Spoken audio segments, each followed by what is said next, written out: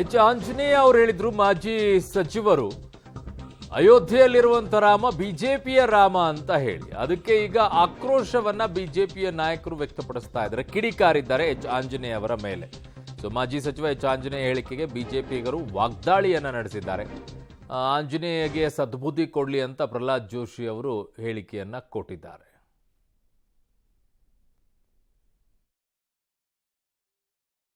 ಮಾಡಲಿ, ಅವರಿಗೆ ಸದ್ಬುದ್ಧಿ ಬರಲಿ. ಇಡೀ ದೇಶದಲ್ಲಿರುವಂಥ ಬಿಜೆಪಿ ಮುಖ್ಯಮಂತ್ರಿಗಳಿಗೂ ಯಾರಿಗೂ ಕರೆದಿಲ್ಲ, ಯಾವ ಪಾರ್ಟಿ ಮುಖ್ಯಮಂತ್ರಿಗಳಿಗೂ ಅಲ್ಲಿ ಕರೆದಿಲ್ಲ.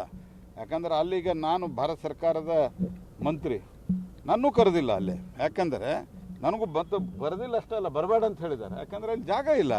ಆ ಜಾಗದ ವ್ಯವಸ್ಥೆ ಆ ಒಂದು ಸೀಮಿತ ಇದರಲ್ಲಿ ಯಾರನ್ನು ಕರಿಬೋದು ಯಾರನ್ನು ಕರಿಬಾರ್ದು ಅನ್ನೋದು ಆ ಟ್ರಸ್ಟಿನ ಇಂಡಿಪೆಂಡೆಂಟ್ ಟ್ರಸ್ಟಿನ ಸದಸ್ಯರು ತೀರ್ಮಾನ ತೆಗೆದುಕೊಂಡಿದ್ದಾರೆ. ಅದರ ಆಧಾರದ ಮೇಲೆ ಆಗಿದೆ. ಅದರೊಳಗೆ ನೀವು ರಾಜಕಾರಣ ಮಾಡೋಕೆ ಅರೆಸ್ಟ್ ಮಾಡಿರಿ ನಂಗಾರೆ ನೀವು. ಇದು ಅತ್ಯಂತ ಖಂಡನೀಯವಾದಂಥದ್ದು, ತುಷ್ಟೀಕರಣದ ಪರಾಕಾಷ್ಠೆ. ನೋಡಿ, ಅವರು ಪೂಜೆ ಮಾಡಲಿ, ಅವರಿಗೆ ಸದ್ಬುದ್ಧಿ ಬರಲಿ.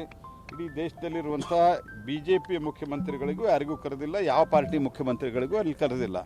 ಯಾಕಂದರೆ ಅಲ್ಲಿಗ ನಾನು ಭಾರತ ಸರ್ಕಾರದ ಮಂತ್ರಿ, ನನ್ನೂ ಕರೆದಿಲ್ಲ ಅಲ್ಲಿ. ಯಾಕಂದರೆ ನನಗೂ ಬರೋದಿಲ್ಲ ಅಷ್ಟೇ ಅಲ್ಲ, ಬರಬೇಡ ಅಂತ ಹೇಳಿದ್ದಾರೆ. ಯಾಕಂದರೆ ಅಲ್ಲಿ ಜಾಗ ಇಲ್ಲ. ಆ ಜಾಗದ ವ್ಯವಸ್ಥೆ ಅವರ ನಾಲ್ಗೆ ಅವರ ಸಂಸ್ಕೃತಿಯನ್ನು ತೋರಿಸ್ತದೆ. ಇವತ್ತು ಅಯೋಧ್ಯೆ ಅಂತಕ್ಕಂಥದ್ದು ಒಂದು ಭಾವನಾತ್ಮಕ ಸಂಬಂಧ. ಇವತ್ತು ದೇಶದ ಜಗತ್ತಿನೆಲ್ಲ ಹಿಂದೂಗಳಿಗೆ ಒಂದು ಭಾವನಾತ್ಮಕ ಸಂಬಂಧ ಇರತಕ್ಕಂಥದ್ದು. ಶ್ರೀರಾಮನ ಜನ್ಮಸ್ಥಳ ಅದು. ಈ ರೀತಿ ಹುಚ್ಚುಚ್ಚಾಗಿ ಹೇಳಿಕೆ ಕೊಡ್ತಕ್ಕಂಥವ್ರಿಗೆ ಏನು ನಾವು ಉತ್ತರ ಕೊಡೋದಕ್ಕೆ ಸಾಧ್ಯ ಇಲ್ಲ. ಅದಕ್ಕೆ ಜನ ತೀರ್ಮಾನ ಮಾಡ್ತಾರೆ. ಈ ರೀತಿ ಮನ ಬಂದಂತೆ ಹಿಂದೂಗಳ ಒಂದು ಭಾವನೆಗೆ ಧಕ್ಕೆ ತರ್ತಕ್ಕಂಥ ಕೆಲಸ ಇವರೇನು ಮಾಡ್ತಾ ಇದ್ದಾರೆ. ಈ ರೀತಿ ಹೇಳಿಕೆಗಳು ಮತ್ತು ಇವರ ಕಾಂಗ್ರೆಸ್ ಸರ್ಕಾರದ ನಡವಳಿಕೆಗಳು ಇದೆಲ್ಲವೂ ಕೂಡ ಇವ್ರದ್ದು ಮಾನಸಿಕ ಸ್ಥಿತಿಯನ್ನು ತೋರಿಸ್ತದೆ. ಅಯೋಧ್ಯೆಯಲ್ಲಿ ರಾಮ ಮಂದಿರ